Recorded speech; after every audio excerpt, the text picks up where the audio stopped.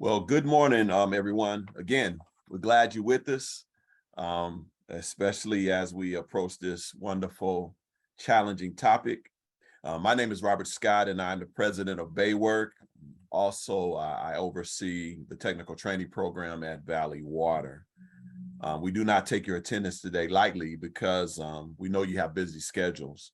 So the fact that you're here says a lot about the importance of this topic that we're trying to address with the digital worker in the water wastewater industry.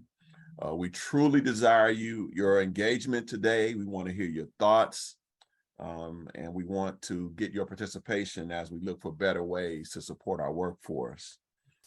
I want to share a personal story with you. Some years ago, I went through an apprenticeship program, electromechanical apprenticeship program at the auto plant. And near the end of my experience as an apprentice, I was about to graduate, and I just started getting comfortable with the program that we were using for a large part of our programmable logic controllers for our equipment.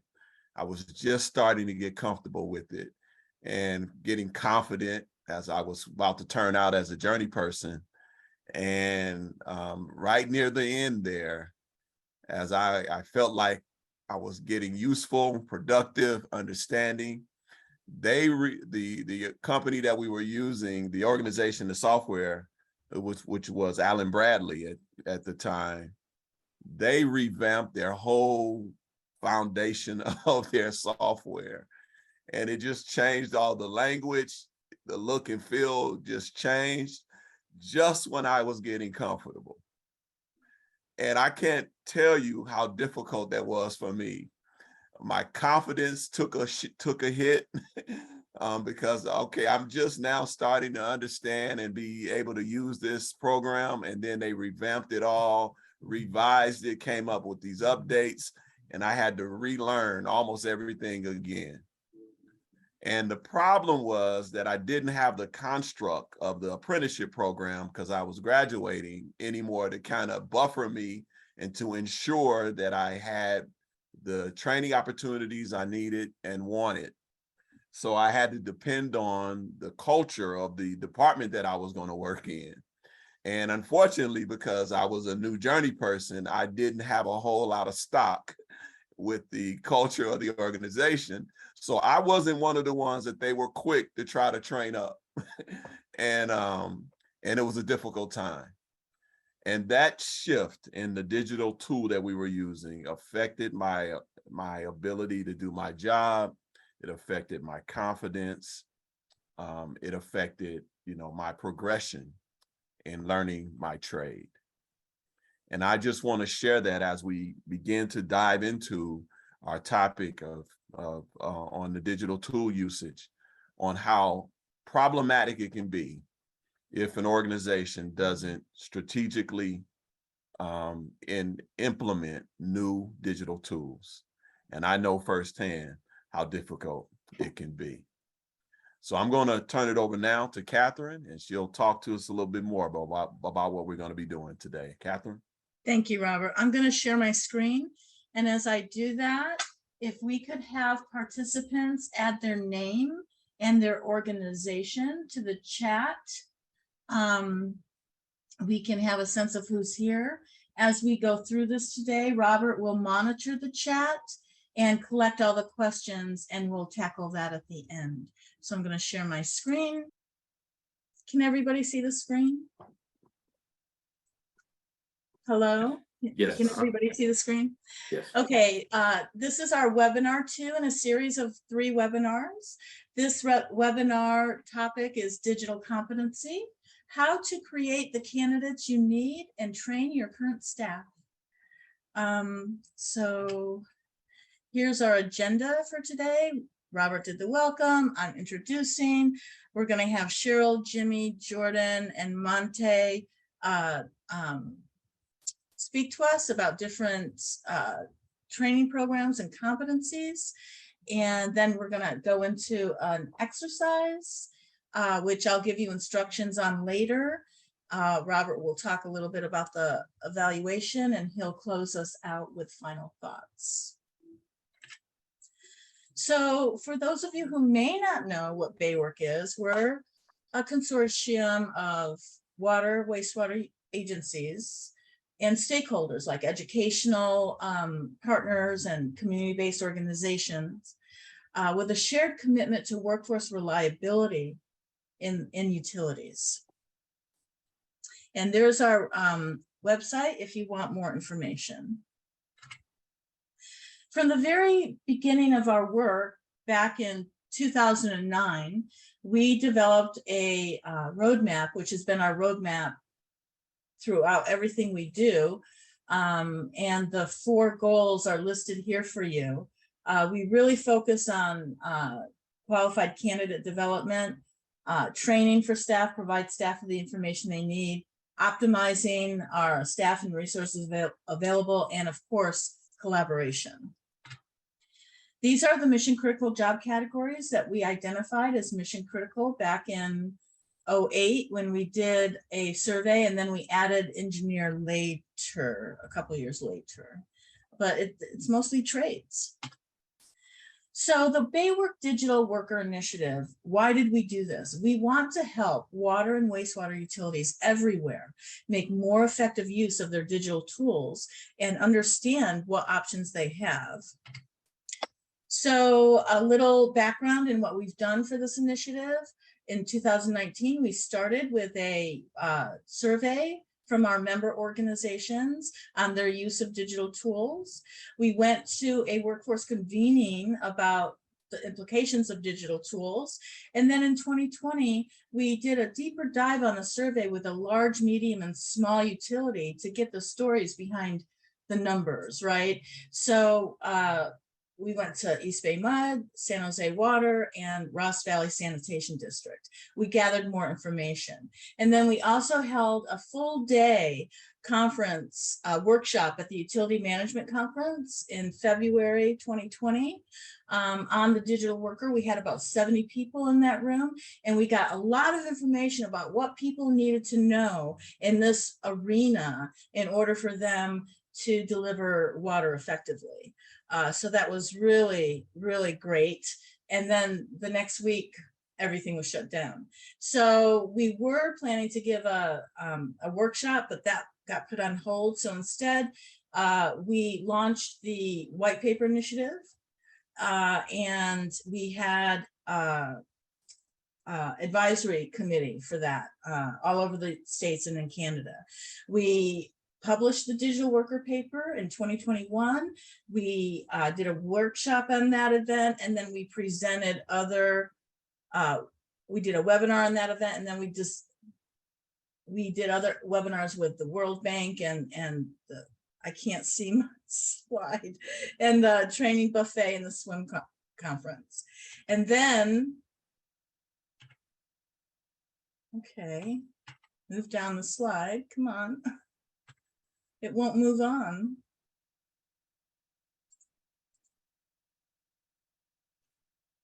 Oops, it moved on too far. And then in 2022, we had our live workshop, and we had about 65, 70 people there, about 65, and it went really well. And these webinars are based on that live workshop. We also produced the Digital Competency in the Water Industry Report. That was a combination of BayWork and JVS collaboration. And then we're putting on this Digital Worker series. This is the second one, and the third one will be October 12th. For fiscal year 22-23, we are standing up a digital workforce committee. Nov Amana from East Bay Mud will be helping me with this. We're in planning now. So if anybody is interested in being on our workforce, digital workforce committee, please let us know. We want to review and select and prioritize next steps from the exercise we did at the workshop. We want to produce a digital preparedness checklist, a how-to guide for utilities, so they can select the right tools for their agency. And then we want to do a digital wow, a workshop on wheels, where we can go to different utilities and see the digital tools they actually use. And then finally, Cheryl Davis, Sharon Peters, and I are working with AWWA to produce an online course for digital literacy, and it's tied directly to the white paper. Any questions about anything I've just told you?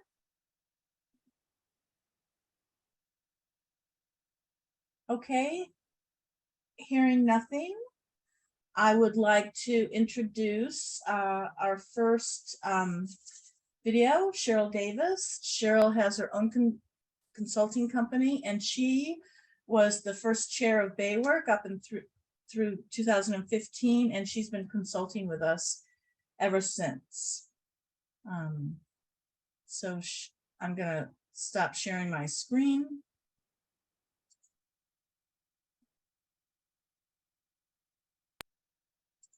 Okay.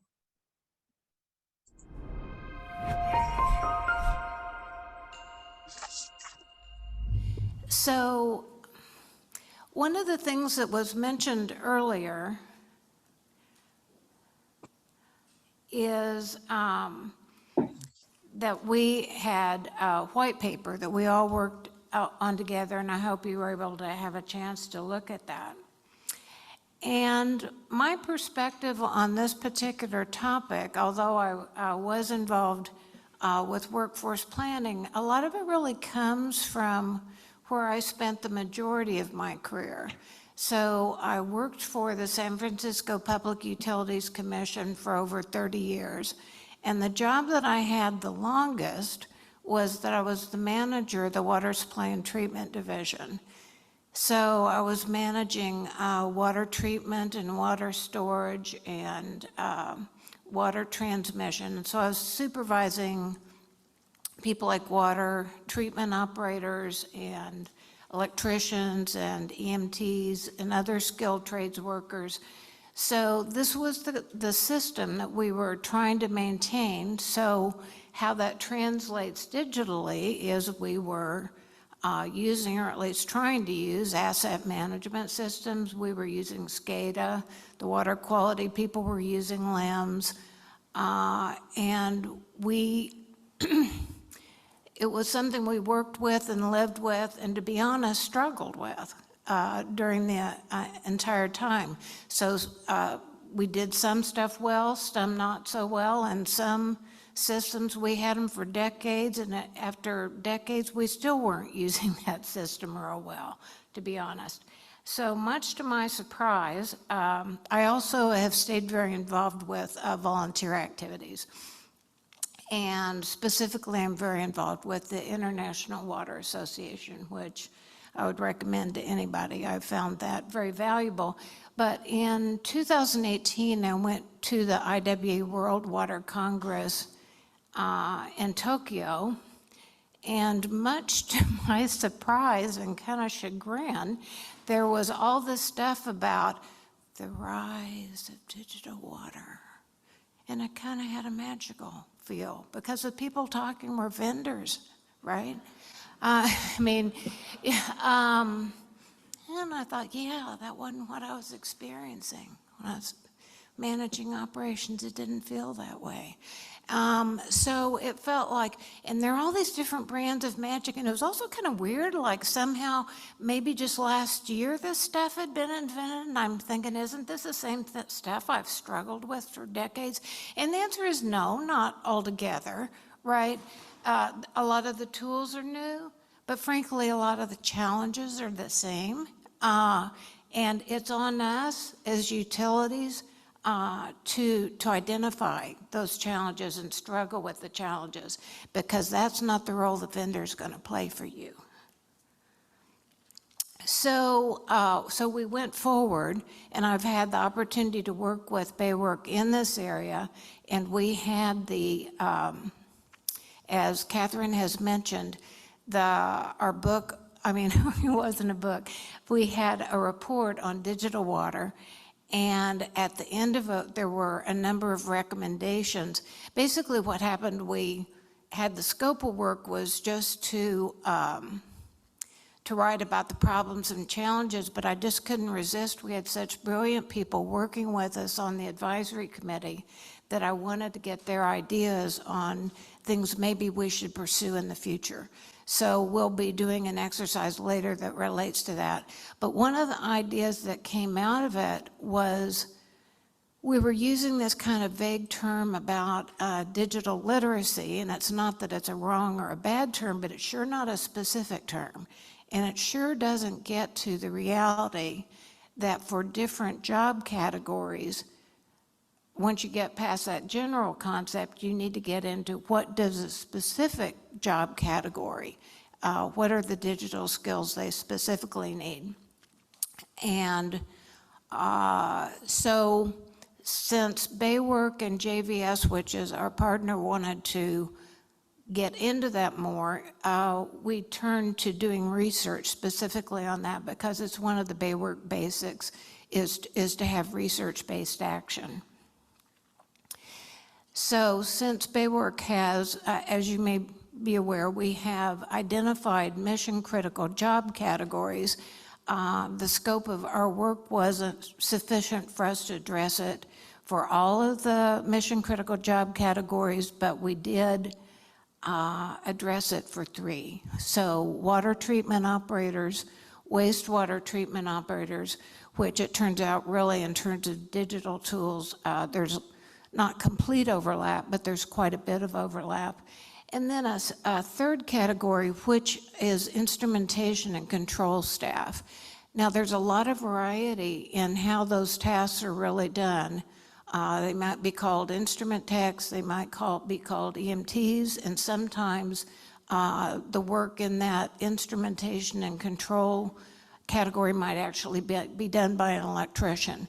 But we wanted to study, here are the goals of our project. One was to figure out what are the digital competencies that are needed in this world today for people to perform these jobs competently. Second one was for us to look at in the Bay Area, what kind of a job are we doing in terms of having the training resources available so that the community colleges and the unions can help prepare qualified candidates, and also so that we can provide adequate training within our utilities. Now, a third thing I want to point out to you is, because this third goal was really important, we're only addressing in the report that's going to be published, we're only going to be talking about these 3 job categories, and we'll be talking about research that was primarily done in the Bay Area.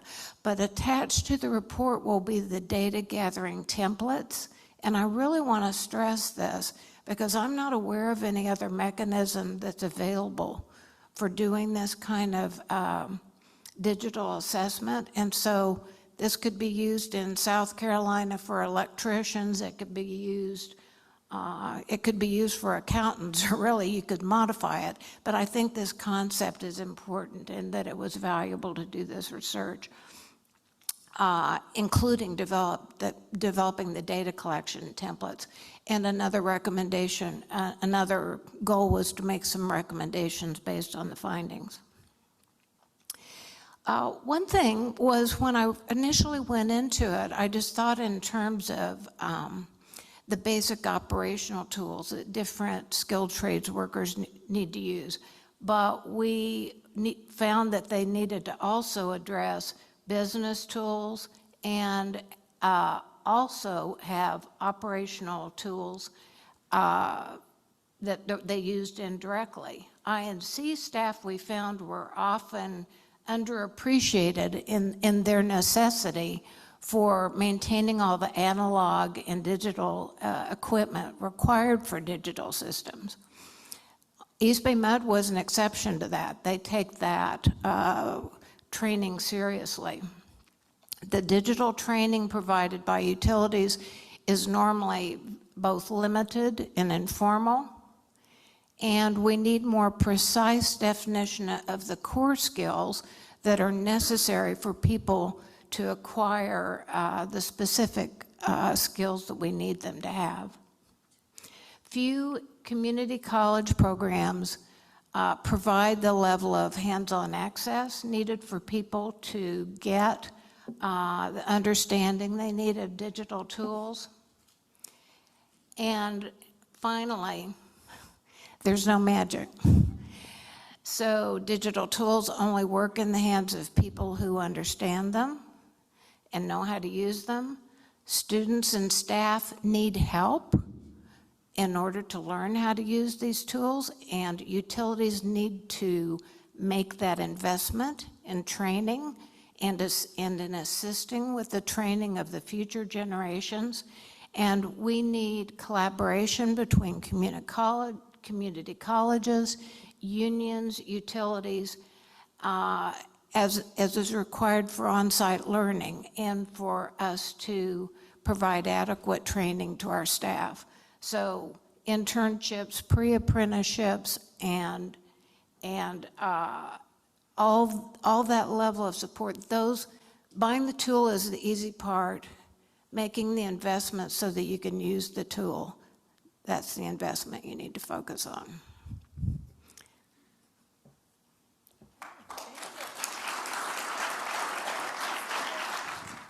You mentioned East Bay Mud's INC or instrumentation tech training program. Can you go a little bit more into how that stands out? So what I thought was so cool about it was that they had gone through all of the kinds of tasks that the people needed to be able to do, and then had developed a training program around it. Maybe what I should do is take you back to that. Okay, maybe you can't see it well, but you can see structurally that they really looked at it. And what I found was, in one of my observations was that most utilities really underappreciate their instrumentation and control staff. They don't realize that there's really a wide range of skills that they need to have, not just with digital tools, but with math and science. And there's a tendency not to fully staff the positions, not to keep them full, not to pay them enough. And my prediction is that unless the industry starts really getting serious about that and paying these people enough money and training them enough, since the whole world is becoming so dependent on these digital tools, people who are willing to spend money will be taking those people away, and we won't be able to support our digital tools due to lack of instrumentation and control staff. And Cheryl, just in fairness, the East Bay Mud folks were very generous in sharing that list of competencies with a working group within Baywork that included SFPUC. Joel was part of it, and Valley Water. And so I think that approach is now being shared within Baywork and being adopted in SFPUC's case in an apprenticeship program, and in the Valley Water in terms of a really intensive long-term internship. Great. Thank you. Thank you, Cheryl.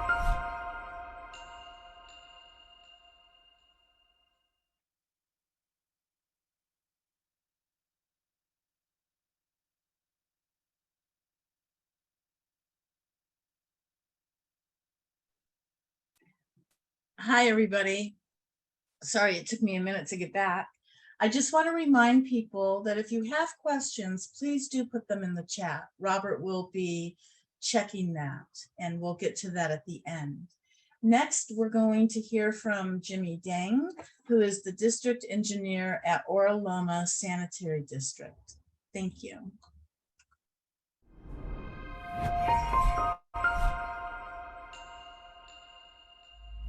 Thank you, Catherine, Cheryl.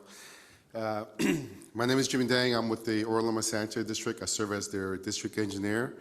And I remember when I got a call from Cheryl and Catherine, they asked me, hey, do you have any cool programs or projects that you'd implemented recently to talk about training tools for your operators or your staff? I said, absolutely. I have a 40-minute presentation on this. Oh, that's awesome. Well, you only have 10 minutes. So I have an extremely truncated version of the the 40-minute presentation, and I would love to talk about a lot of the implementation steps related to the acceptance of the program that Shane touched on this morning, a lot of, but this is going to be really focused on the actual program itself.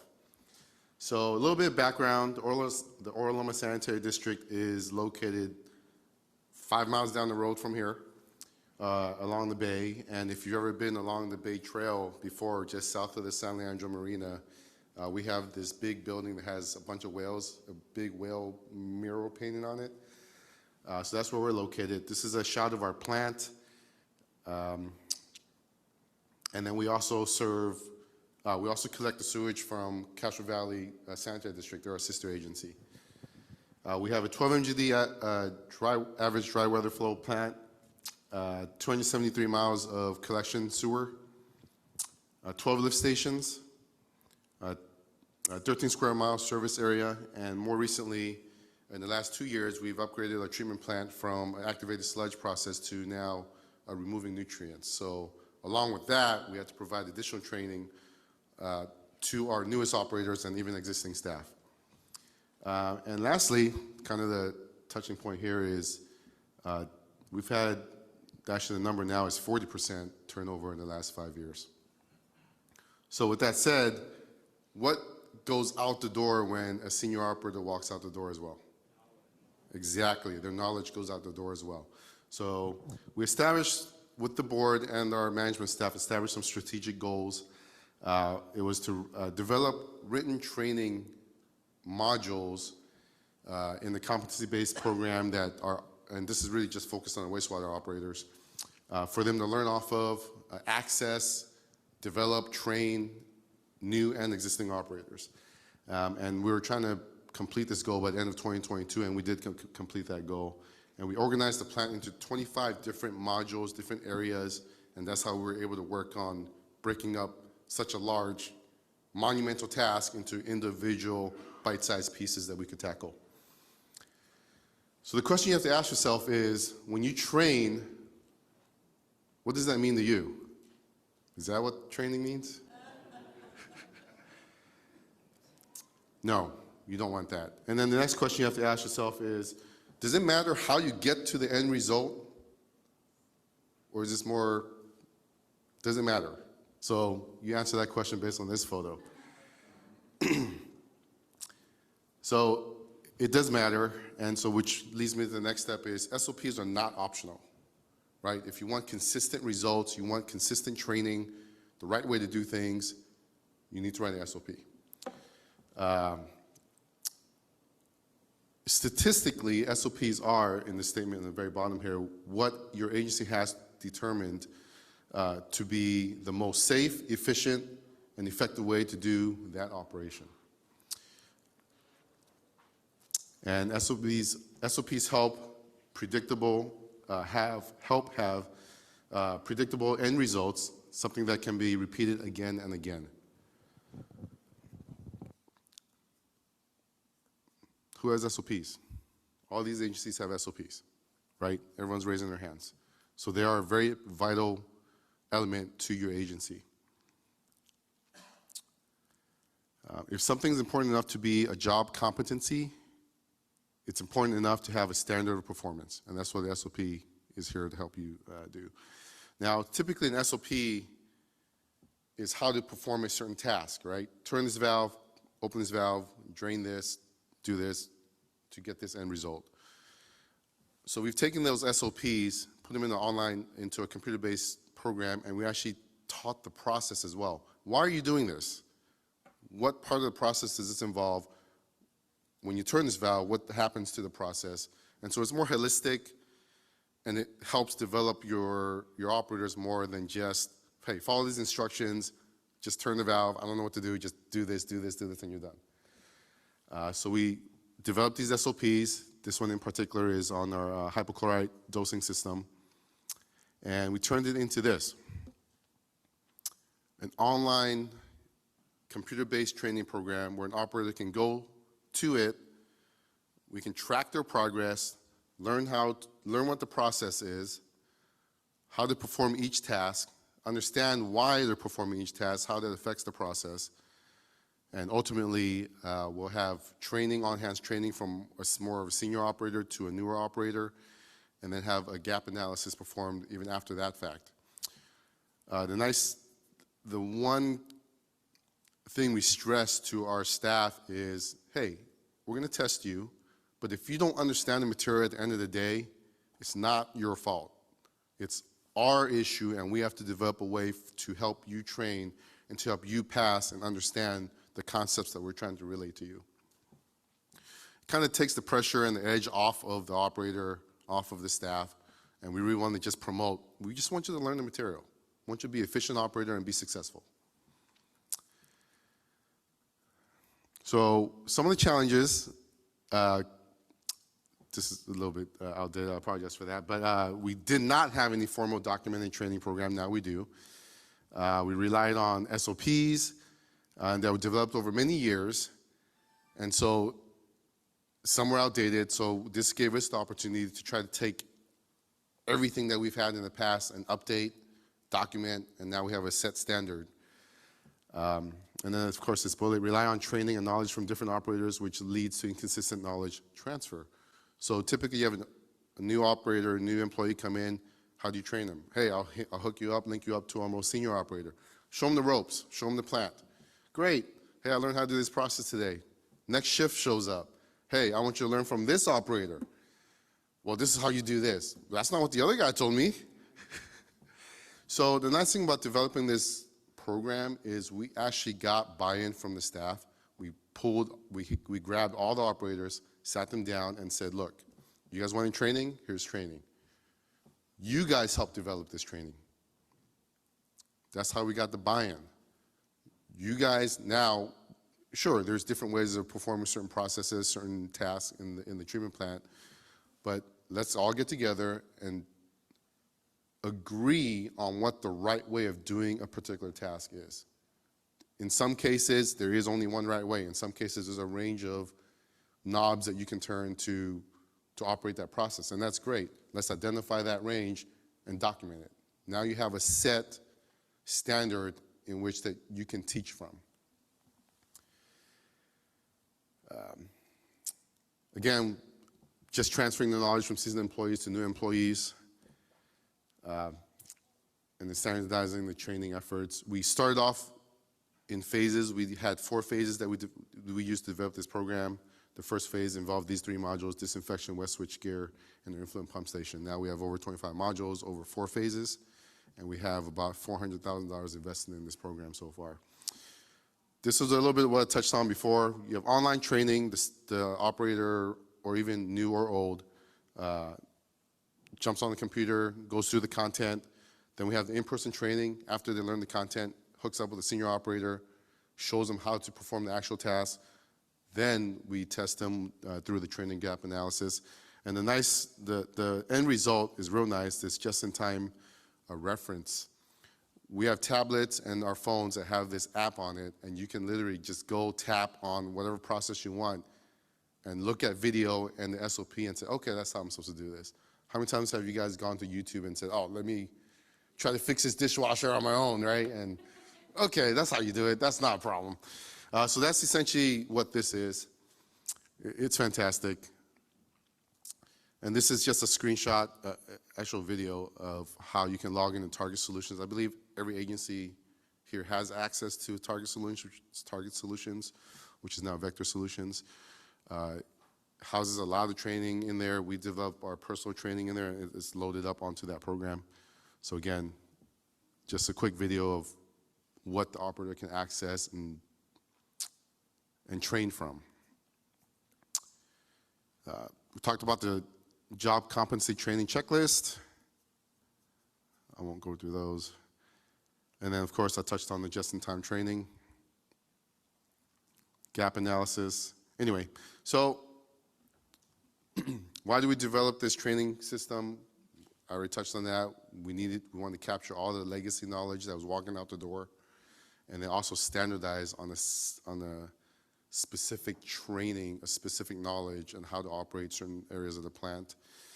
Lessons learned, you have to get buy-in from your staff. You know, I walked up to the first day I walked up to the group and I said, hey, we're gonna develop a training module for you guys. And the first comment that came out of one of the operators is, "This is not going to work." It's like, how do you know it's not going to work? So, okay, it's not going to work. How about you join the team and you help develop it so that we can make it work? And so it worked out really, really well. It does take a lot of time. We dedicate at least 1 hour a week for the entire operations staff to focus on individual SOPs, individual modules. This was a 3-year effort. But ultimately, that's what I wanted to put together. Last message of the day, or of my presentation: if you think training employees and having them leave is expensive, try not training your employee and having them stay.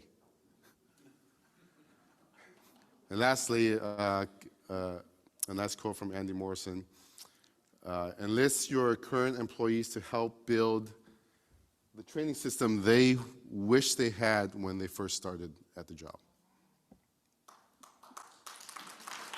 Thank you. I did want to recognize Dave Patzer as well. He helped develop this program with us, so contact information there. Feel free to reach out. Thank you.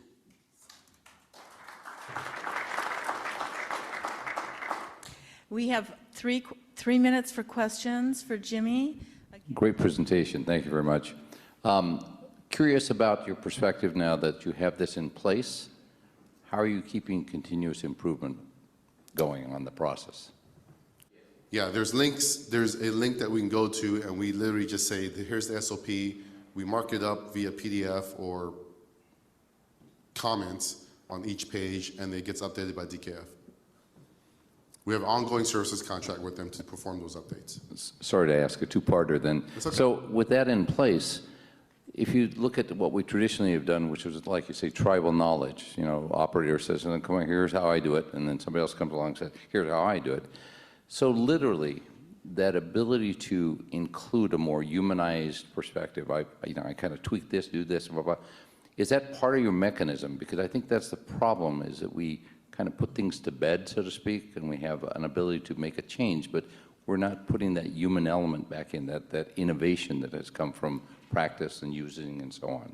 Right, so a lot of it is a collaborative effort. Typically, when there's a new process that comes up in the plant or in the agency, it involves engineering as well to deliver a project. So that's where it actually first starts, is in engineering, to identify what the change is. Then at that point, you work collaboratively with your operators to update those SOPs and those modules. So you mentioned some money and some time. I'm curious, who was pushing? Who was the champion? How did you get all that time and all that money?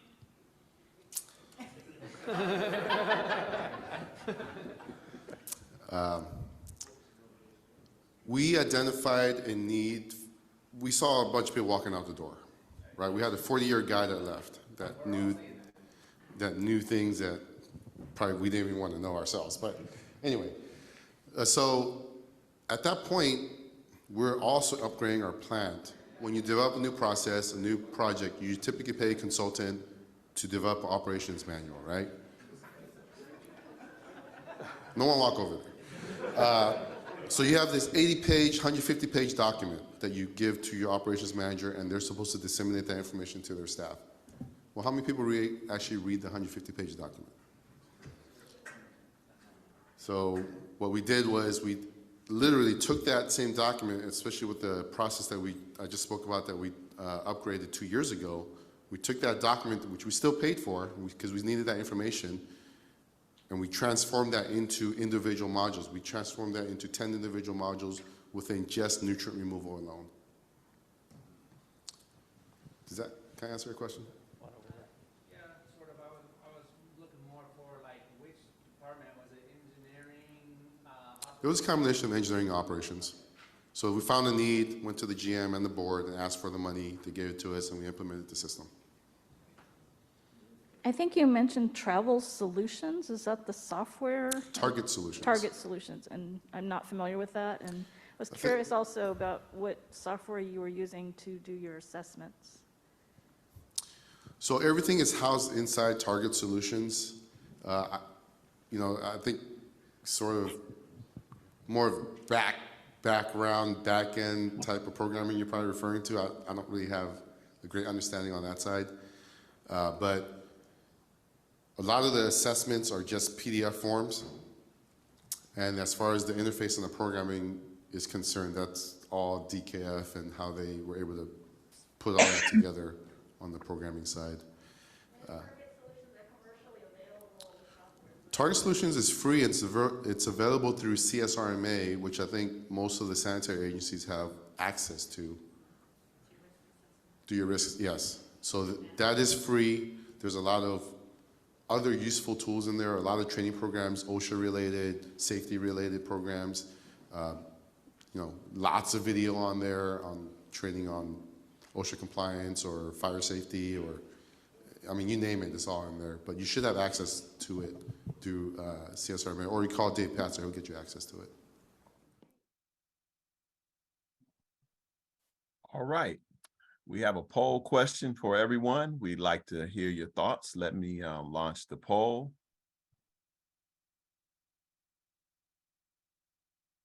Oh.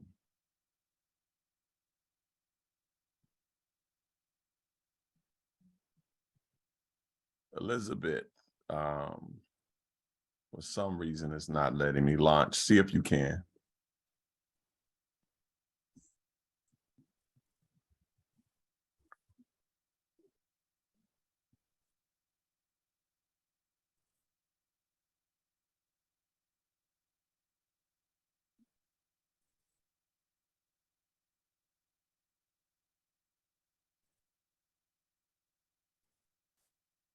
Is that the right one, Robert? I don't see anything. Oh.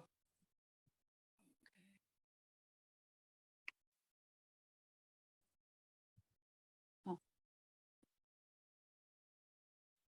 Oh, yes. Hey, Robert, Elizabeth, the poll question's available now. In which category do you think your organization may have the greatest challenge when implementing digital tools? We have the 6 options right there. Robert, anything you want to share about those 6 options out there? No, I'm still not seeing anything on my screen.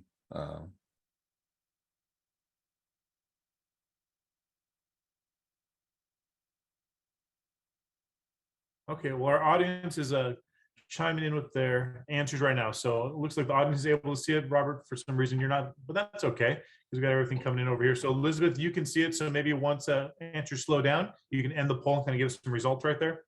Okay, so, I sure will. One of the things I want to point out is that later on in the webinar today, we will be breaking out into groups, and the groups and the topics listed here on this poll are remarkably similar to those breakout groups.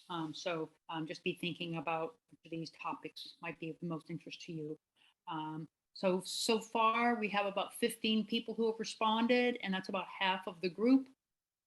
So we'll give everyone maybe another minute or two to respond to the poll.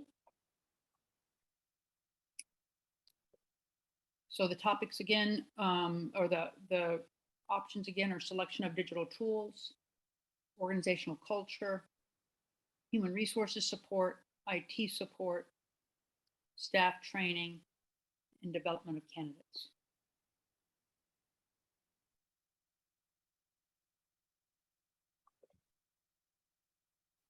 So what do the results look like, Elizabeth? So here we go.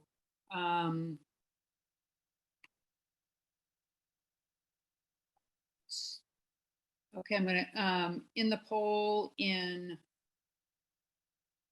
say 5 more seconds. We now have 17 responses. Okay, here we go. In the poll, share the results. Can everybody see the results? Yes. Okay, sounds like everybody can see except Robert. So the topics that were of the biggest potential challenge would be, I guess not too surprisingly, around organizational culture and staff training. Both of those seem to resonate with people on the webinar today. And also some responses to development of candidates and selection of digital tools, but certainly organizational culture and staff training are leading the pack.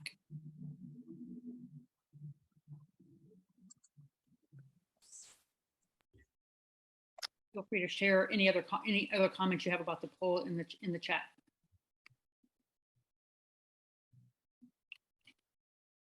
Thank you, Elizabeth, Robert, and Gabe. Next, we're going to hear from Jordan Demerol. Jordan is the district engineer, and he is also a college instructor. He's from the Fairfield Sassoon Sewer District.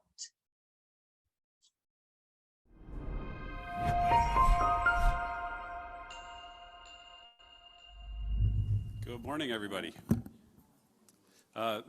My name's Jordan Damerell. I'm the district engineer at the Fairfield Sassoon Sewer District. I oversee our engineering operations and maintenance groups. But in all of my spare time, I like to focus on operator training and preparing candidates to get into this industry. So I'm an instructor at the Solano Community College, teaching water and wastewater classes to prepare folks to join our agencies and be ready.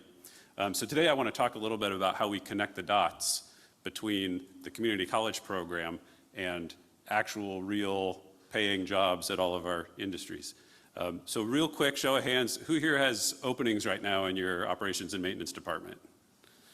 Okay, let the record show that half of the room has hands up, so I came to the right place. So I have good news for you. And this probably came out a little small on these screens, but this map shows all of the community college programs in our area that are pumping out candidates who are really technically qualified to be employees at our agencies. We've got 4 different community colleges focused on water, wastewater operator training. We've got schools focused on electrical technology and mechanical technology. If you're not aware of these pipelines for employees into your agencies, come talk to me. You should be aware of this. There's lots of candidates that are being really well trained on the technical aspects of water and wastewater treatment, distribution, collections. Taking a dive into a little more specifics, again, I said I teach at Solano Community College. This is a sample of the curriculum for their water wastewater operations program. So you can see it's a mix of core treatment classes, some electives on pumps and motors or water conservation, some other aspects. But these programs at their heart are geared towards helping candidates pass the State Water Board operator exams, right? As they should. These are requirements for operators in our industry. They have to be licensed by the state, and so that's our focus. But what I want to think about a little bit today is, what are we missing? And so I think a big part of what we miss in that training program is the digital literacy. And when I say digital literacy, I'm really talking about the attitude towards technology, towards software, towards these digital tools that we've been spending our day talking about, how they're beneficial and how they can improve our performance and our efficiency going forward. So I have up here a list of tools, and skimming down the list, these are tools that most of us use every day to do our job, right? We start at basic computer use, tablet use, understanding how to send an email and how to send a Teams chat. We all became experts at Zoom recently, right? Things like our maintenance management systems, most of these are digital now, and you have to understand how to log into the system, how to pull up your work order list, to understand what it is you need to do today. And then looking at operations tools, we've talked a little bit about SCADA and control systems today, actually operating the plant, and understanding how this software program is actually making physical changes in the plant behind you is a really important job of being an operator. You need to understand what's inside the black box. And then a big part of this is data. I think we've implemented a lot of tools in the last decade or so that give us a ton of data, right? You can go pull trends of every digital parameter in your treatment plant for the last who knows how many years, but what do you do with that data? I think this is a focus that we've been missing out on, is really making sure that our operations staff are versed in data, can be able to pull up an Excel sheet and run a trend look at where things are going and make decisions based on facts and evidence rather than that experience and that gut feel. Because as we've talked about today, our workforce is shifting younger and less experienced, right? We're losing these people that have been in our industry for a long time.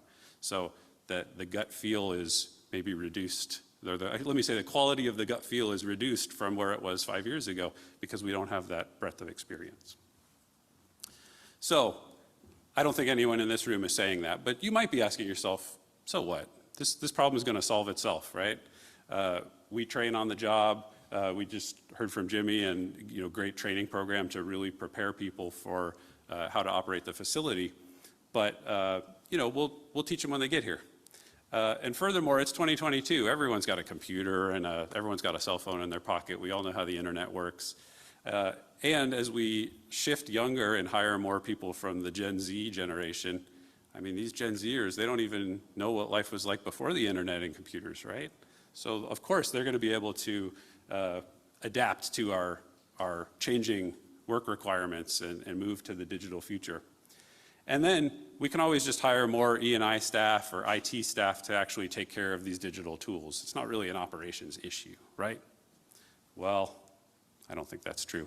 And again, you probably can't read my slides because the screens are a little bit smaller. But the reality is that, yeah, on-the-job training is great, and we will not replace that on-the-job training because every agency has different tools and different technologies, and you have to learn the specifics. But what I want to make sure we do as an industry is prepare people with the literacy to understand what types of tools are available, what the benefits are, and why should I go along with this, to connect back to this morning's conversation about that fear of the unknown and the fear of the not knowing the vision of where we're going. If we can set the stage, at the community college level before people even get into the field to understand the importance of these tools, I think that's going to be inherent in their attitude going forward, and we won't have to fight as hard to overcome that resistance. With regards to the changing workforce and getting younger and more technologically savvy, I agree, but I found some recent stats just to see if I was on the right track, to find that still, this is as of 2018, so the data is a little old, but only 78% of US households have a computer, a desktop or a laptop computer. So when we say that everyone today knows how to use a computer, that's not necessarily true. And as we look as a workforce, there's a lot of conversation in the world today about expanding our horizons and reaching out to different communities and different subsets of people that we haven't traditionally reached out to. We have to realize that there are socioeconomic differences in access and experience with these digital tools. And so we have to make sure that we can supplement that training for people coming into the industry. And with regards to electrical instrumentation, IT staff, my answer is yes, we need to do that. We all need to open our pocketbooks and find money to fund these positions.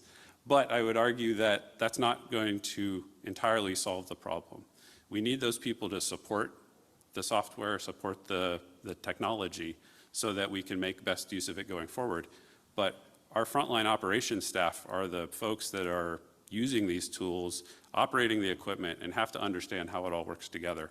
So we really need to focus on making sure that our operations staff are prepared with this digital literacy. So how do we address these challenges? I'll admit right now I don't have a silver bullet, right? This is a long-term problem, and that's part of what we want to do today is start this conversation. But there's a few areas that I think we can focus on to start addressing this situation. First, from the community college perspective, we really need to work on updating the curriculum. We need to factor in more of these technological advances, more of the modern use of data and SCADA systems and PLCs and sensors and instruments that we use today that aren't in these textbooks that we've been using for 30 years to prepare students for water and wastewater operator jobs. That requires input from industry. These community colleges they're fashioning their program around what they think we want. So we're the industry, And we need people, we need all of you and representatives from your agencies to interact with the community colleges and help explain to them what we're missing in our education pathway. The other thing is giving more opportunities for hands-on training and plant tours and demonstrations. This gives students the feel of what it looks like to work in this industry, what kinds of tools and skills they might need to develop. It might give them a chance while they're still in school to maybe take a supplementary class in, I don't know, typing or basic computer use so that they feel more comfortable when they get into the workforce to be able to jump right in and use these tools. From an agency perspective, I think the most important thing is providing more opportunities for students to get a taste of the industry through apprenticeships and internships. And Baywork is doing a ton on this front to make sure we have training programs that get people into the field. But the best experience for a student to understand what digital tools they need to use is to actually go see it in action and work with it. And also focusing on onboarding to make sure that we aren't setting people up for failure by not providing some of that baseline technology training that they might need to do more advanced things at the job. And then finally, collaboration. And that's why we're all here today, to learn from each other, to share best practices in how we all adapt to this changing world, the increase of technology, and making sure that our workforce is prepared to handle it. So in closing, I'll just say, we all know things are changing rapidly. The water and wastewater industry is much different today than it was 10 years ago, and we need to make sure that our candidate development pathways adapt to reflect that and make sure we continue to have the best candidates available for our industry. So there's a lot of ways you can get involved. If you're interested in teaching at a community college and helping train the next generation or getting more involved in Baywork, feel free to reach out to me. My contact information is there. And with that, I will take any questions.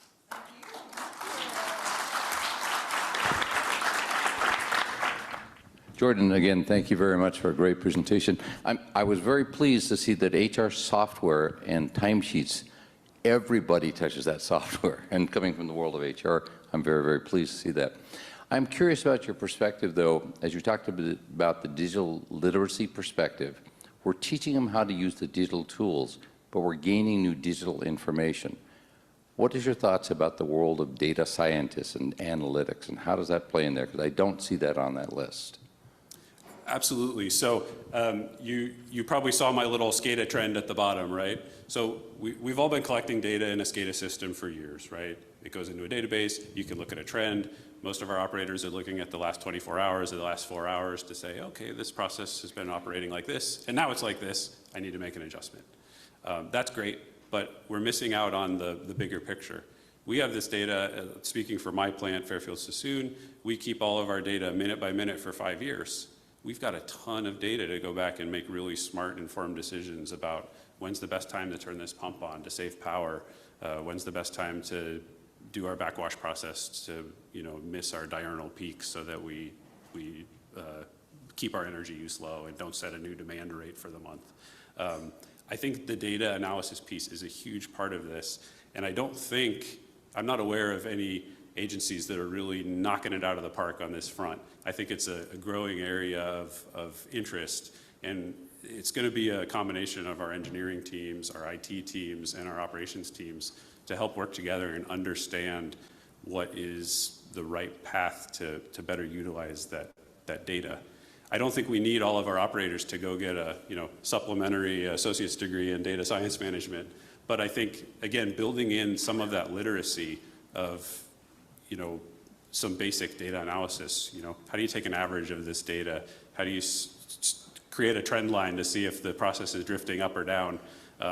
Those are aspects that I think we could do a better job of including into our community college training programs. Again, that don't necessarily help you with the questions on the state exam, but are essential when you get into the workforce.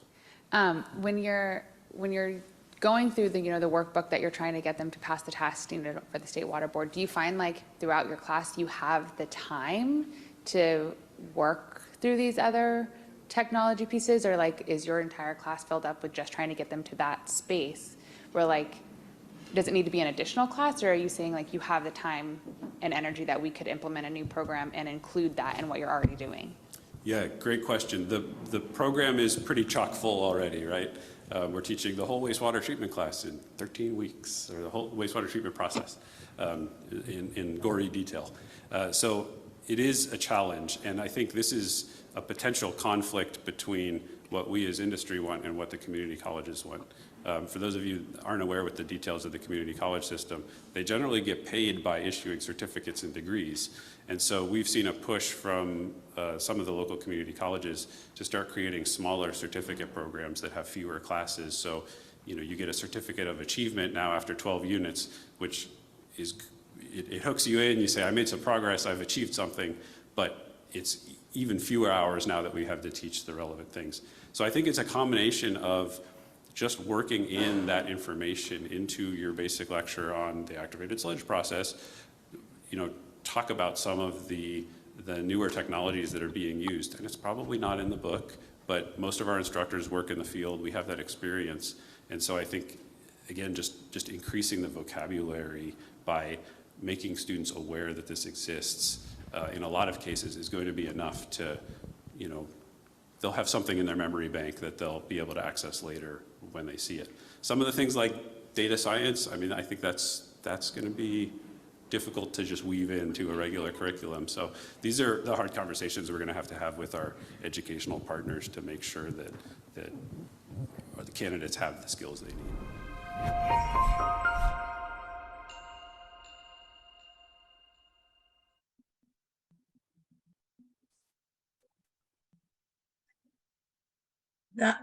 That was great. Next up, we will be listening to Monty Hamamoto, who is the operations manager at Silicon Valley Water, and he is also a college instructor.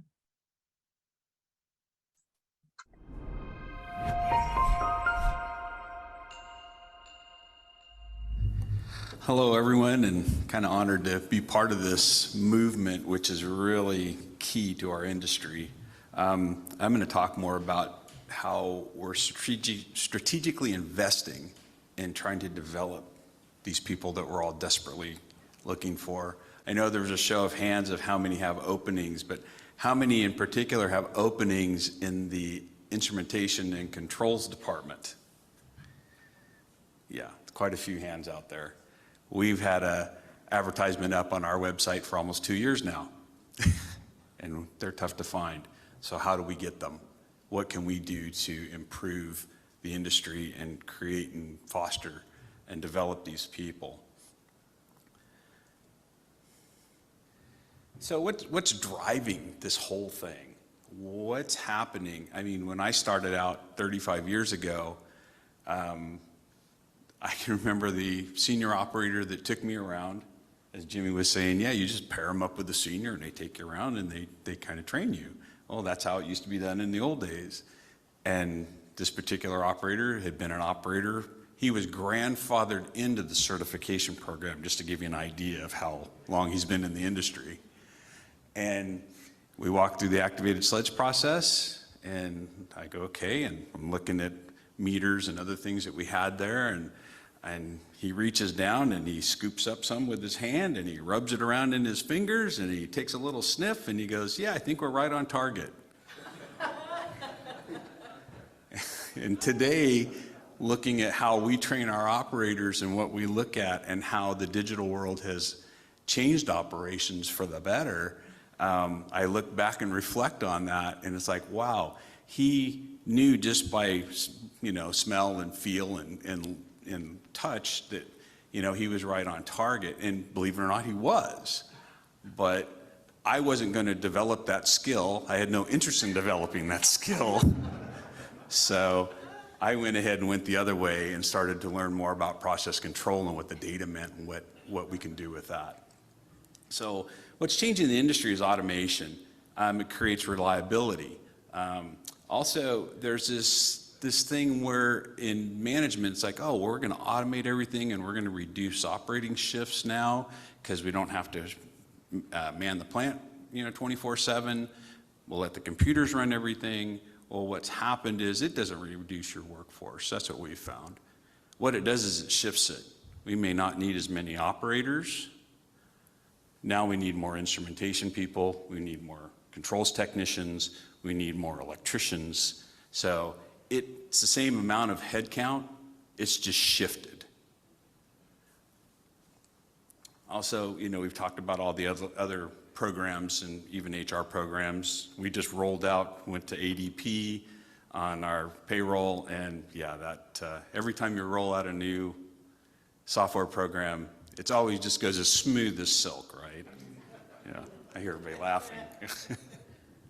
And then we have the thing that's just now starting to come in, and we're seeing a lot of presentations on it, and that's the future with machine learning, and artificial intelligence. So there's a lot of these kind of things starting to come, and we need to be up to speed on that, and we can't be too far behind.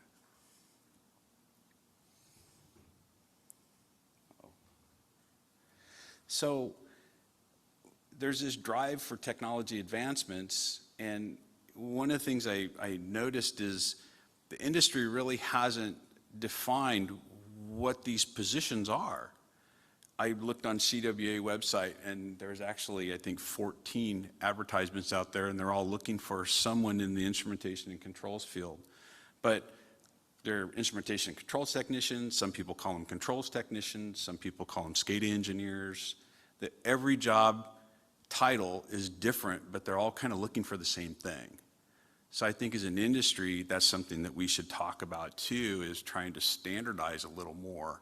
And one of the things we've recently discovered in our agency is the electricians have a very defined skill set, and they're very defined in what their level of expertise is and what we need.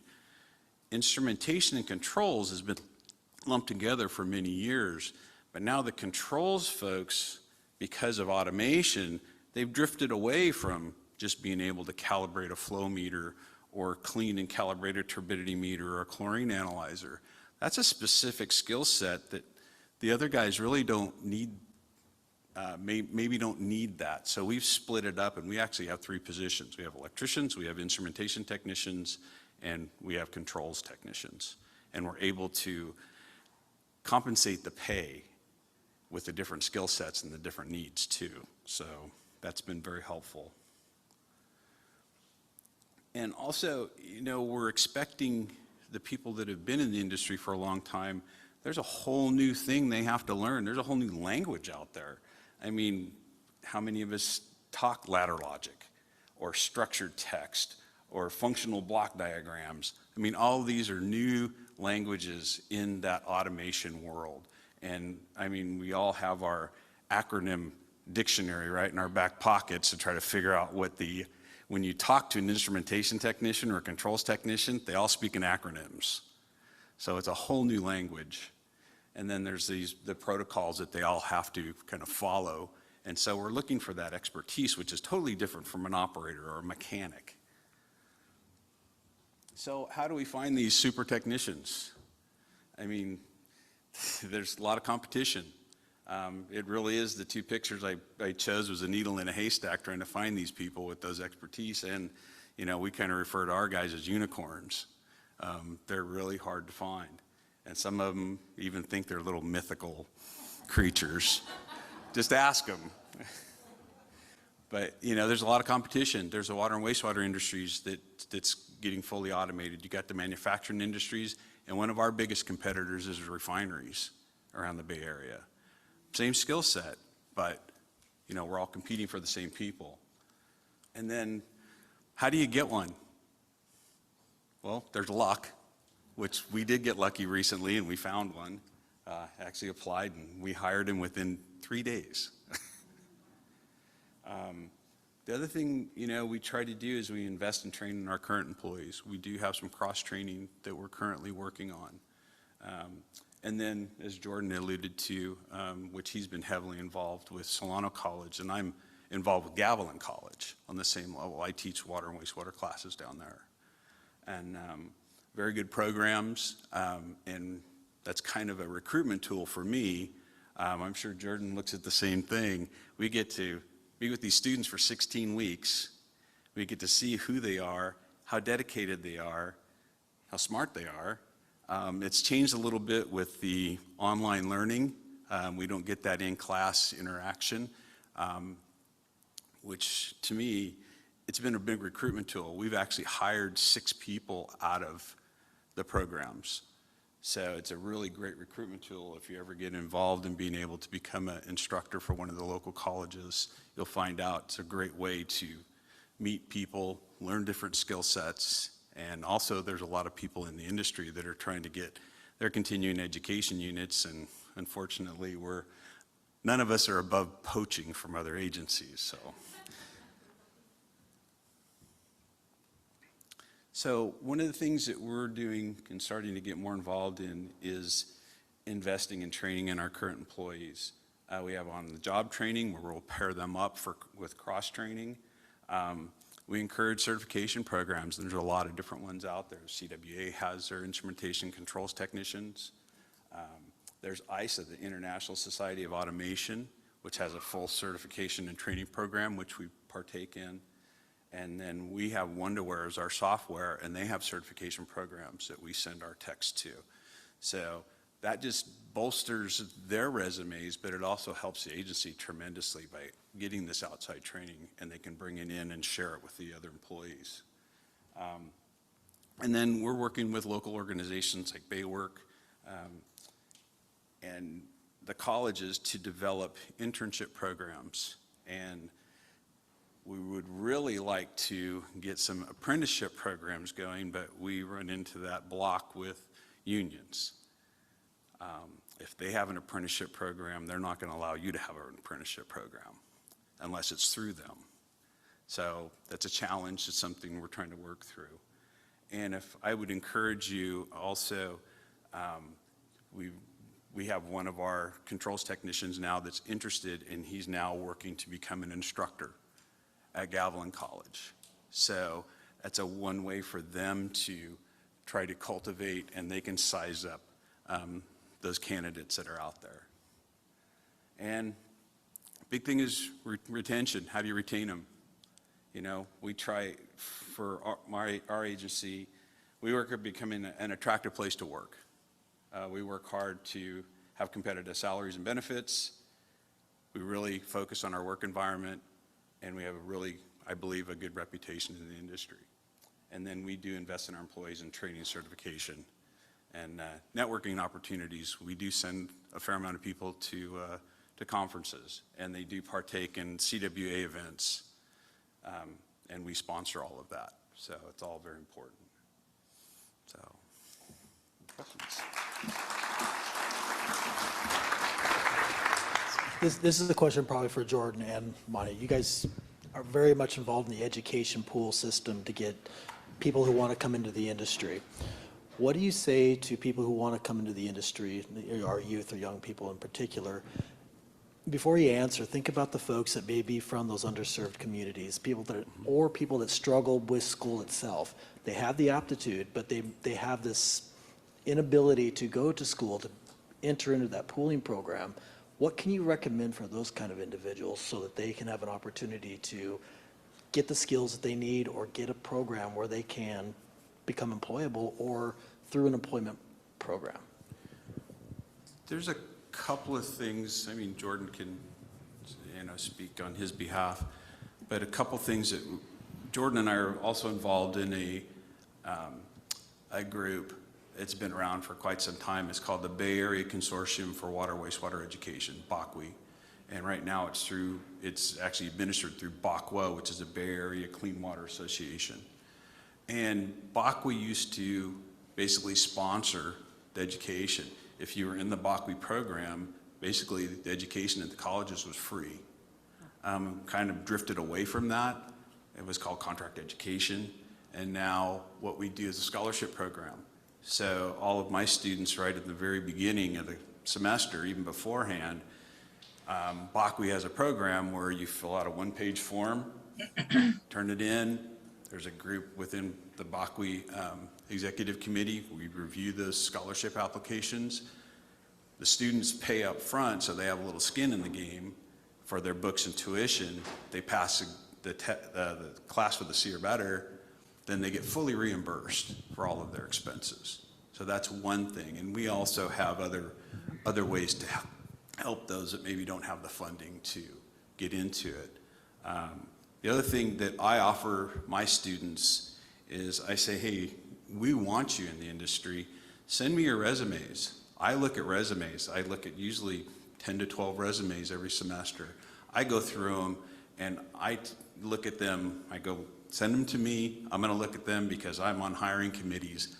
I want to get your resume to where it needs to be, to where that's the first look that that agency gets at you.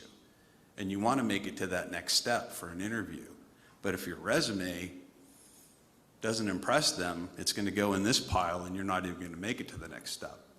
So it's very interesting. A lot of times I'll have one-on-one Zoom calls with them, go over their resume, try to find out other skills that they may have that aren't on that resume. So those are the things I do to help out those students to try to get into the industry. The only thing I'll add to that is one of the things that surprised me when I started working with the community college is that there's a lot of outreach programs at the college to help students get through. There's tutoring, there's extra support, there's extra time if you need additional time to make an accommodation for learning disabilities and things like that. So I will also say that I've found it is extremely complicated to navigate. So again, when we talk about partnering with these colleges, I think helping them understand where the roadblocks are to students actually taking advantage of those resources is beneficial. But mostly I think the message is the good that we're doing as an industry. I think that resonates with a lot of people, and we know that it's a little bit tough to break in the door, but if you have that connection to the vision of what we're trying to do, I think it really helps students persist through what can be challenging courses and a little bit of a complex hiring process, but that's my main recommendation is we got to keep pushing the mission, what it is, the good work that we're doing in the world to really help people stick with it and see that there's a really positive light at the end of the tunnel. That's great. Thank And you. just really quickly,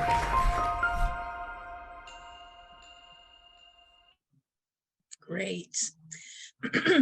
Just another reminder, please do put your questions in the chat if you have them. Now I want to introduce our exercise to you.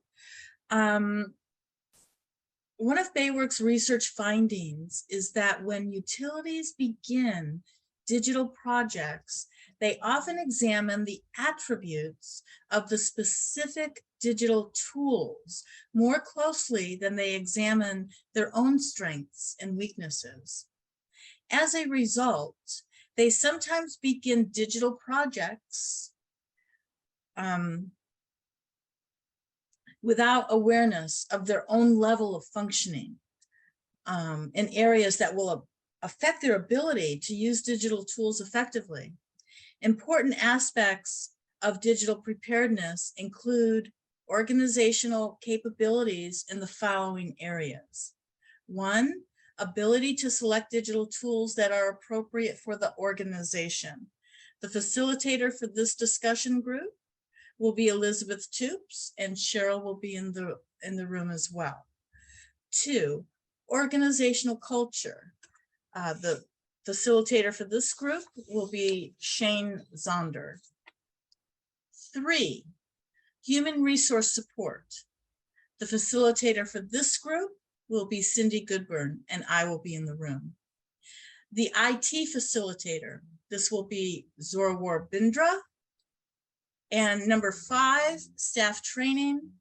This will be our very own Robert Scott for the facilitator, and support for development of qualified candidates with digital skills. And Jordan will be our facilitator, Jordan Demerel, for this 6th group. We will break into facilitated discussion groups to discuss questions utilities should ask themselves when they are examining their own preparedness in each of these areas. Please identify someone in your group to report out from your discussion. Hey, Gabe will Catherine, yes. before we open up the breakout rooms, we have 35 minutes slated for this. I know we're a little behind schedule. Do we want to alter that time or keep it at 35 minutes? That's a question for Robert. Let's keep it at 35. Thank you, Robert. Gabe, our production person, will set up the discussion rooms in Zoom based on the numbers that I just identified. I will ask participants to select the topic number they would like to join and select the corresponding room number on the bottom of the Zoom screen. Elizabeth Toops will randomly assign people to a group who doesn't select a room themselves. Facilitators will be instructed to select the room for their topic and that they are facilitating. Please take notes. For the facilitators, please take notes and send the notes to me, Robert, Elizabeth, and Cheryl. And then if you need more detail on the content for the breakout session, you can refer to Cheryl's digital worker webinar discussion questions that have been sent out and the facilitator guides, which the facilitators have been providing. You can record in your breakout room if you'd like to, but it's really critical for you to take notes. Any questions? Is it clear? And Catherine, just so you know, I've listed the breakout groups in the chat, just in case you've forgotten what the group number is. Thank you, Elizabeth. That's very helpful. So Gabe, if you want to cue us up to select our rooms. Fantastic. Breakout rooms are about to open up for 35 minutes. You will receive a 2-minute warning when the rooms are about to break down. I'm going to return you back to this main room. If you need any technical support, please come back to this main room. We'll be available for you. Rooms are open right now for all of our participants. You'll get an option on your screen for rooms 1 through 6. Go ahead and select your room. If you need any help, come on back to this main room.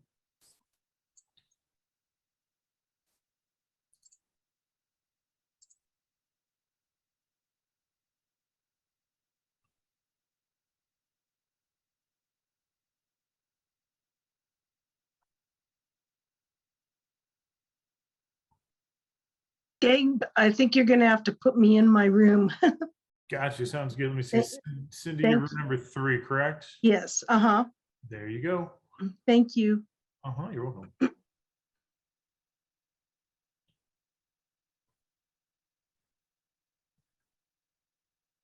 And then know if you are there right now. Let me know if you need some assistance.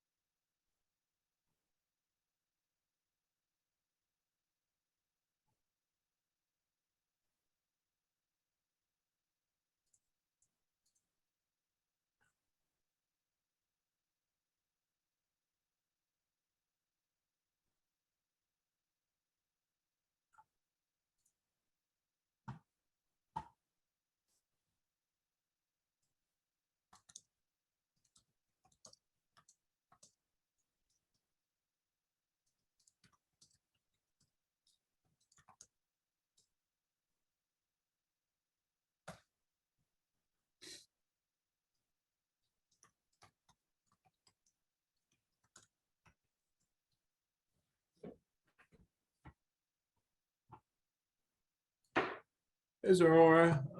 It looks like we had a major drop. We only have 6 people who stayed on the Zoom once we opened up the breakout rooms. So we got 3 empty rooms right now. So I'm not too sure if you would like to join one of the other rooms to be part of that conversation and support. If you want to take off for the day, or if you just want to hang tight here with me.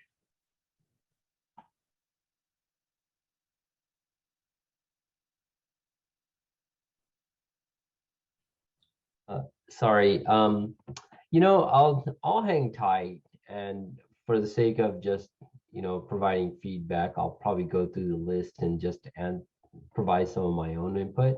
Yeah. Cool. That sounds fantastic. Yeah. Sorry about that. Just we Hey. went we went from 30 people, and then we started just kind of count down from there. I think potentially the time commitment of 35 minutes might have scared him away. Yeah, I thought we originally had 20. This is still recording. Do we need to stop recording? I'm going to keep it recording on so that way that we don't miss anything. Yeah. Okay. No worries. So we'll just keep it rolling over here.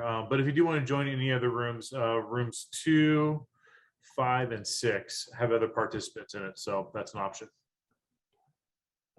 Yeah, I'll do that. I'll do that. Okay. And if not, feel free just to hang tight here. Let's go to send me to 2, 5, and 6. Send me to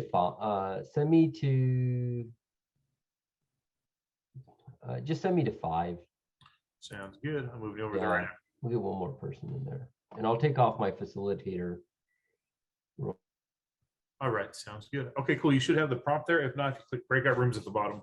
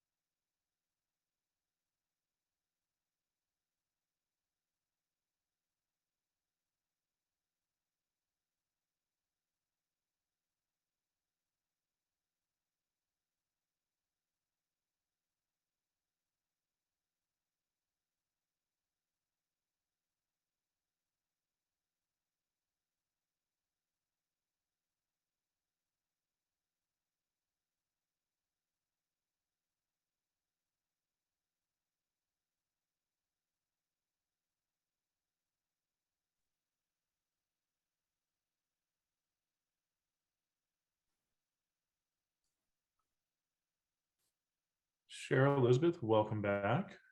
Why, thank you. Yes, so when we opened up the breakout rooms, we had a huge drop off. So we've got our staff and facilitators plus 6 participants left. Yeah, Elizabeth and I were discussing it. It seems that to me that we made a structural problem with having 1.5 hours of passivity to be followed by people springing into action. I don't think that was realistic. I think the structure was great. Just maybe, splitting it up, doing a video or two, and then going to the breakout rooms, coming back, discussing, going back to videos. Maybe that might be a system we can look at. But rooms 2, 5, and 6 ended up having participants in them, and 1, 3, and 4 did not. That were not our staff. Yeah, so I just think as far as future planning, we should break it up more. That makes sense, totally. And then even potentially breaking up the breakout rooms, so that way they have 2 breakout sessions, so that way they can go to one topic, come back, watch a video, and then go back to another topic potentially. Yeah. I agree with that idea. That's a good suggestion. Yeah, that way they're not as limited. And what else? Oh, do we think, or you think there's anyone that struggled with getting to the breakout rooms? No, Did no anybody struggles. stay and ask for your help? Nope, everybody's able to make it just fine. But it looks like we have people coming back right now. Good. Let me just double check. All right, we're waiting on 3 other people that are joining us as we speak.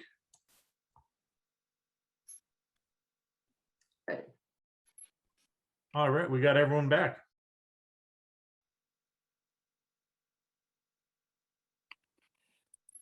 Okay, is everybody back? Did people get to other questions? No. We could have used more time. So the first questions we did, very robust, thorough answers. We're getting down to the middle of the document. We've got 112 seconds left, so it's a 1 sentence. But that's okay. We can go back and generate more data. So now we are at the report out phase. So if I can call on each group, starting with group 1, which is the ability to select digital tools. If you can have your person do a quick report out to the group, that would be great. So, and in our group, it was actually just Cheryl and I. I think there were 3 groups that actually had the bulk of the discussion. And our group was not one of them. So maybe we can move on to group 2. Okay, group 2 is organizational culture with Shane Zondor. Yeah, so we had 3 members and we had some great conversation. Noah was going to speak on a few things here, but I'm going to try to get him the information. Or if can you display just what the notes you were taking? Yeah, I could share what we could do. Yeah, absolutely. Let's do that. Kind of speak to it. And again, I would invite yourself and Andrew and Michelle to join in if I miss something. Thanks, Nov. I So, see Selena. Yeah, we extremely organized. Thanking Shane for putting this all in context. We certainly answered the first question and then spent a lot of time on that one in terms of the potential risk that digital projects in utilities with corporate cultures that do not have collaboration, open communication, and a commitment to continuous learning. So we saw, yes, all 3 of those things are very important. Trying to break down the silos is one of the key things that came up, and creating more of a united team. That really goes to the essence of the culture. It is going to be harder in this hybrid workforce, there's no doubt, to create that united team, but we have the tools to do that these days. We're in one right now. We felt the career advancement needs to be part of that culture as well. In other words, let's measure people on how they're doing and where they need to be, and support them in that process. We basically talked about the job security issue, i.e., if I put this down on paper and you got to do this, that kind of threatens people. So we really need to find ways to to have that buy-in, have people really accept the fact that we're about to change. In a later slide, I'll just kind of jump to them in a little bit, and that is doing things with the purpose. What are we trying to accomplish by making these changes? Michelle, I think you brought that up, and that was a very good thing that basically says, let's talk about the purpose of what we're doing. So it's not just something that we feel like doing. We're being asked to do this, and we're doing this because we have to do it, serving our customers, serving the infrastructure, serving, you know, our resources and that. So these are all kind of things. Andrew brought up champions. And so finding the champions in your organization can make a huge change in the culture. You've got people espousing, and I would say that that really starts at the management level. We really would like to see management right behind us. They don't have to be the people out there training, but they certainly have got to be supportive of this. And then consistency in the organization. In other words, if we change managers or we change supervisors or change procedures, let's be consistent about applying that across. So let's make sure that people are trained to keep that consistency in what we're trying to accomplish in front of us. So Michelle, Zane, Shane, whatever you're doing, or even Andrew, anything you want to add to that? I know we only got, that was our hot topic. So we'll go to the second one here. Formal performance plans in place. In other words, we need accountability and we need measurement as well. And I can't believe that any of our utilities are not there, but you need to start including this idea of career development. So if we're going to set some goals and training and career development, let's make sure that we're staying on that, and let's be accountable. I think I just mentioned the message on the purpose and build accountability around that so that we understand what we're doing and why we're doing it. And then getting respect. People that are making those changes and having that being done, they're there to do something for a purpose. So respect them, understand, and invite people who are into the naysayers. I'll go back to Shane's earlier conversation on change management. Bring them to the table. Ask the questions. Why is this hard? What are the obstacles? How do we overcome them? And pretty soon you get those naysayers to be the ones that are your champions. That's a huge win. Lots of great content. We do need to move on to our next report. Please do. Yeah. Notes will be available later. The next report will be human resource support, and Cindy was the facilitator, and it was just her and I in the group, and we took lots of notes, but I'm going to move on like Elizabeth and Cheryl did, so I can give the other groups time to report out. And we'll share this information with everyone when we get it all written up. How does that sound? The next group is IT support with Zora Bindra. Yeah, so I ended up joining my Robert on his, as I didn't have too many in our areas. Okay. So we should go to Robert Scott then for staff training.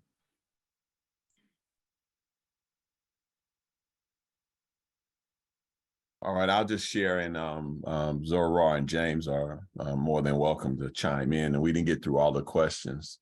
Is that James Sparks? Yeah. Great. We just one of the things that came out, and I'm not going to say this in any specific order, but one of the things came out in terms of risk if we don't train people, it was that if you don't do it, then the candidates will find another organization that will. And so candidates are trying to build their careers, and the training is important to them. And if your organization is not supporting training, then you're gonna have a problem with retention, because they're gonna be compelled to go and find another job somewhere else that's gonna allow them to advance their careers. And so any James or Zora want to add anything to that? Or anything else that we discussed? You're muted. I think you hit it as far as Robert, I think you hit it. Okay. James, I'm so glad you're here. Yes. Hello, Catherine. Hi. And so we talked about also closing the generational gaps, talked about how the older staff are not digital natives. So they need to learn how to use the new tools. If they don't learn how to use them, then obviously they can't use the tools. And one of the threats, if these new tools aren't used, is the features that these tools offer. They provide us with great analysis, and we're able to run our plants better because of the new tools. And if you're unable to use them, then we won't get the ability to use these new features, which actually provides us information, great information, like the complexities and advancements in how we can do trends and stuff. Trends have been there a long time, but with the new features, we're able to process and evaluate and analyze the trend information a lot cleaner and better. And so if we're not using the new tools, then we won't be able to get that information, which, as you know, the better information we have, the better decisions we can make. And then also, because of the retention issue and staff being that there not being enough staff and people being organizations being understaffed and overworked. James had mentioned a time where their chief operator had to abandon his administrative duties in order to actually come down and run the plant and be an operator because they were low on staff. And we know the administration is important, particularly with the state, where you got to keep all your records and all that stuff is important, that we're keeping, we're meeting all of the regulatory demands. And so all of the work is important. So if you're having to shuffle people around and leave things undone, it just creates gaps in your operation and potential hazards, and ultimately can lead to a potential safety problem for the public if it gets bad enough. Thank you, Robert. Let's move on to Jordan and his group on development of qualified candidates with digital skills. Jordan? Thanks, Catherine. So we had a group and we were very caught up on the first organizational capacity. So I don't believe we actually had 30 minutes to talk, but maybe we did. So the issue we focused on was the ability of an organization to analyze and document the skills that are required for their workforce. And so we all felt this was, one of the most important aspects of being successful as an organization is really understanding what you need. And we tied that to an analysis of core competencies, which is important in general for understanding what your workforce needs, but making sure that we're including the digital aspects of that and recruiting for those skills and those aptitudes. Another thing that came up that I thought was a really good way to look at it, that Steve Curry brought up, is making sure that we're including a growth and a learning mindset as part of what we're recruiting for. We want people with an aptitude to learn, who want to learn new things and want to share that knowledge. In terms of problems that we've observed problems that not paying attention to this has created in our organizations. We talked about, especially with upgrades of facilities, new treatment plants and new treatment processes, and the danger of not having staff who are willing or able to pick up the new technology and be able to operate that new facility when it comes online. And in general, Selena related a good story of a moment in an organization where there were extenuating circumstances that created a high turnover moment, where a lot of the workforce was replaced at the same time, and realizing that they weren't necessarily recruiting for the right skills to be able to operate and understand this new facility, but they also didn't have the senior people left who they could learn from. And so that's a real danger for us, and I think a warning that everyone needs to keep that in mind and make sure we're thinking ahead. And then the last point I'll make real quick is that we did discuss a little bit about needing to recognize that technology isn't going to solve every problem, and there are still some classic water and wastewater problems that our operators have been dealing with for 100 years. And so as a way to make sure we engage and retain our senior staff who have been doing it a certain way for a long time. Let's not scare them away by exclusively focusing on the digital side, but remind them that there are aspects and parts of their job that are really important and will continue to be important, and we need them to be part of the team at passing that information along to the next generation. Good point. Great, thanks, Jordan. Finally, I want to turn it over to Robert for his close, and if he wants to share any questions with us that were put in the chat.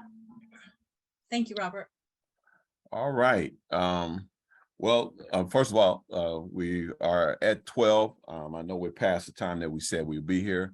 We should be done within about no more than 10 minutes here. If you can just spare us a little bit more of your time so that we can kind of encapsulate what we've talked about today. There were a few comments made in the chat and one sort of question. I want to put that out there just to have us have some dialogue about. And so, so one of the questions was, and this was related to Jimmy Dang's presentation, and someone else may have something to say, but the question was asked, how long did it take to develop the program? And I believe I heard Jimmy say they had worked on it for 3 years to put all the SOPs and that program that they put together. Anyone else have any comments on any of that? I heard him say 3 years as well. I'm working on a similar program, and it's taken me 3 years, but it's always shifting. We're always editing. So it's in perpetuality that this program will be continually changing and being modified. Right, Jordan?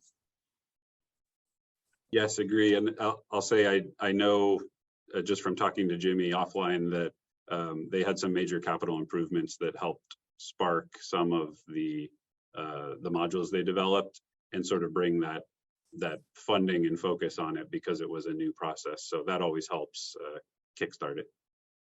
Thank you, Jordan. Okay. And a couple other things that interesting information that was put into the chat, and I don't want to just highlight it to make sure people catch it, was that the Baywork website has an interactive map of our educational programs and shows where you can find training locations and stuff. So just to bring that to the fore.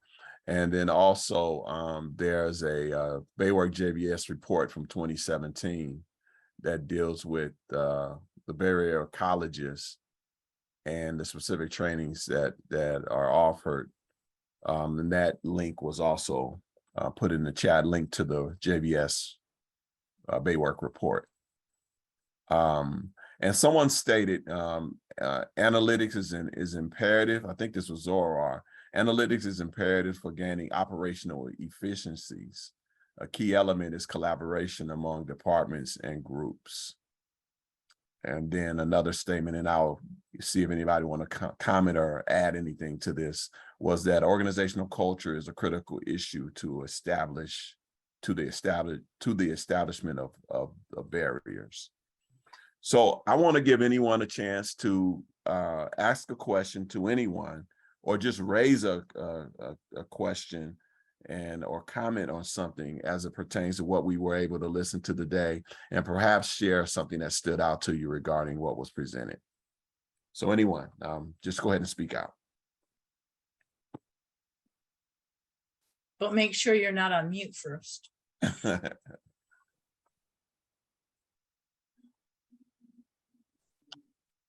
Right. I just want to say, I thought it was excellent. I was planning to attend the in-person event back in May, was unable to. So this was really an excellent way I feel like I got the cheat code. I got the condensed version. Yeah, the Cliff Notes. Yeah, with the Cliff Notes, and I really liked the process of making this available for folks that weren't able to attend. And I feel like folks still might have missed May and might have missed today or the other webinars. So I'm excited to think about ways to continue to make this content available. as much as possible, and to figure out how do we keep the conversation going, because this is really valuable. So that we're not just in our silos and I can answer that question. Yeah, go for it.